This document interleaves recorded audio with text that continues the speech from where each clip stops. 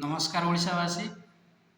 ମୁଁ ଗୋଟେ ନୂତନ ସୂଚନା ସହିତ ଆପଣମାନଙ୍କ ପାଖରେ ଆସି ପହଞ୍ଚିଛି ଯେ ଆଗାମୀ ଦିନରେ ଆଧାର ବହୁତ ଷ୍ଟ୍ରଙ୍ଗ ହେବା ପାଇଁ ଯାଉଛି। ତ ଆଧାର ବାୟୋମେଟ୍ରିକ୍ ଅପଡ଼େଟ୍ ଯେଉଁମାନେ 5 ବର୍ଷରୁ ଅଧିକ ହେଇଗଲାଣି ବାୟୋମେଟ୍ରିକ୍ କରିନାହାନ୍ତି ସେମାନେ ବାୟୋମେଟ୍ରିକ୍ ଅପଡ଼େଟ୍ କରାନ୍ତୁ। ଆଧାର ଭ୍ୟାଲିଡେଟ୍ ମଧ୍ୟ କରାନ୍ତୁ। ତ ୟୁଆଇଡିଏ ସାଇଟ୍ ଯାଇ ଦେଖିବେ ହୋମ୍ ପେଜ୍ରେ ଗୋଟେ ଆଧାର ଭ୍ୟାଲିଡେଟ୍ ବୋଲି ଅଛି। ତ ସେଠି ଦେଖନ୍ତୁ ଆପଣଙ୍କ ଆଧାର ନୋଟିସ୍ ଆସିଯାଇଥିବ ଆଧାରରେ ଭ୍ୟାଲିଡେଟ୍ କରିବା ପାଇଁ। ତ ସରକାର ୟାକୁ ଜୁନ୍ ପର୍ଯ୍ୟନ୍ତ ଘୁଞ୍ଚେଇ ଦେଇଛନ୍ତି। ତ ଆପଣ ଚାହିଁଲେ ନିଜ ମୋବାଇଲରେ ବି ୟାକୁ କରିପାରିବେ। ଯଦି ମୋବାଇଲରେ କରିବାରେ ଆପଣ ଅସମର୍ଥ ହେଉଛନ୍ତି ତାହେଲେ ଆପଣ ଜନସେବା କେନ୍ଦ୍ରରେ ଦେଖା କରନ୍ତୁ। ସେଠି ଯାଇ ଆପଣ ଆଧାର ଭ୍ୟାଲିଡେଟ୍ କରାନ୍ତୁ। କିନ୍ତୁ ଆଧାର ବାୟୋମେଟ୍ରିକ୍ ଯେଉଁଟାକି ଫିଙ୍ଗର ପ୍ରିଣ୍ଟସ୍ ଆପଣଙ୍କର ଆଙ୍ଗୁଳି ଟିପ ଚିହ୍ନ ଆଉ ଆଖି ଆଇରିସ୍ ଆଉ ଫଟୋ ଏଗୁଡ଼ାକୁ ଆଉଥରେ ଅପଡ଼େଟ୍ କରାଇ ନିଅନ୍ତୁ ଯେଉଁମାନଙ୍କର 5 ବର୍ଷରୁ ଅଧିକ ହେଇଗଲାଣି।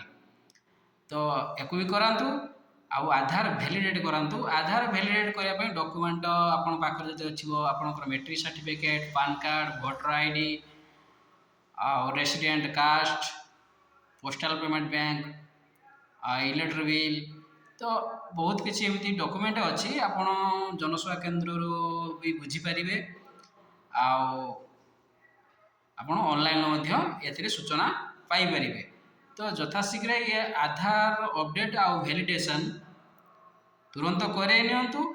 ଆଗାମୀ ଦିନରେ ୟୁଆଇଡିଏ ବହୁତ ଷ୍ଟ୍ରଙ୍ଗ ହେବାକୁ ଯାଉଛି। ତ ସେତେବେଳେ ଆପଣଙ୍କୁ ବହୁତ କିଛି ଏମିତି ଟଙ୍କା ବି ଖର୍ଚ୍ଚ କରତେ ପଡ଼ିବ। ଆଧାର ଭ୍ୟାଲିଡେସନ୍ ପାଇଁ ବି ଆପଣ ଅର୍ଥ ବି ଦେଇପାରନ୍ତି। ଆଉ ବି ଏମିତି ଭୁବନେଶ୍ୱର ବା ଜୋନାଲ ଅଫିସ୍ ଆମର ଆନ୍ଧ୍ରପ୍ରଦେଶରେ ଅଛି ସେଠିକି ବି ଯାଇପାରନ୍ତି। ତ ଆଧାର ତ ବର୍ତ୍ତମାନ ସରକାର ନିୟମ ଟିକେ କୋହଳ ଅଛି। ତ ଜୁନ୍ ପରଠୁ ନିୟମ ବହୁତ କଠୋର ହେବାକୁ ଯାଉଛି। ତେଣୁ ଆପଣମାନେ ଯଥାଶୀଘ୍ର ଆଧାର ଅପଡ଼େସନ୍ ଆଉ ଭ୍ୟାଲିଡେସନ୍ ଦୁଇଟି ଯାକ କରାଇ ନିଅନ୍ତୁ। ତ ଏବେକା ସୁଦ୍ଧା ଆମେ ଅବଗତ ହେଇଛୁ ଯେଉଁ ନେମ୍ ଚେଞ୍ଜେସ୍ ନାଁ ଯଦି ଆପଣ ନାମ କୌଣସି ପିଲାର ନାଁ କି ଆପଣଙ୍କ ନାଁ ଚେଞ୍ଜେସ୍ କରିବା ପାଇଁ ଚାହୁଁଛନ୍ତି ସରକାର ୟା ପ୍ରତି ଗୋଟେ କଠୋର ନିୟମ ଆଣିଛନ୍ତି। ଯେଉଁ ଗ୍ୟାଜେଟେଡ଼ ନୋଟିଫିକେସନ୍ ସାର୍ଟିଫିକେଟ୍ ଆପଣଙ୍କୁ ବାହାର କରିବା ପାଇଁ ପଡ଼ିବ। ତ ଏଥିପାଇଁ ୟାର ଆପଣ ନ୍ୟୁଜ୍ରେ ଦେଖିପାରିବେ ଗ୍ୟାଜେଟେଡ଼ ନୋଟିଫିକେସନ୍ ବା ଗ୍ୟାଜେଟେଡ଼ ସାର୍ଟିଫିକେଟ୍ କ'ଣ, କିପରି କେଉଁ ପ୍ରୋସେସ୍ରେ ବାହାରିବ ତ ନ୍ୟୁଜ୍ରେ ଆସିଯାଇଛି। ତ ଅନଲାଇନ୍ରେ ୟାର ଆପଣ ବି ମାନୁଆଲ୍ PDF ବି ପାଇପାରିବେ। ଆଉ ଏଥିପାଇଁ କ'ଣ କରିବ ଗ୍ୟାଜେଟେଡ଼ ସାର୍ଟିଫିକେଟ୍ ଖାରବେଳନଗରରୁ ବାହାରେ ବୋଲି ସୂଚନା ଅବଗତ ହୋଇଛି। ତ ମୁଁ ଆପଣଙ୍କୁ ୟା ପରେ ଆପଣଙ୍କୁ ୟା ବିଷୟରେ ଜଣାଇଦେବି।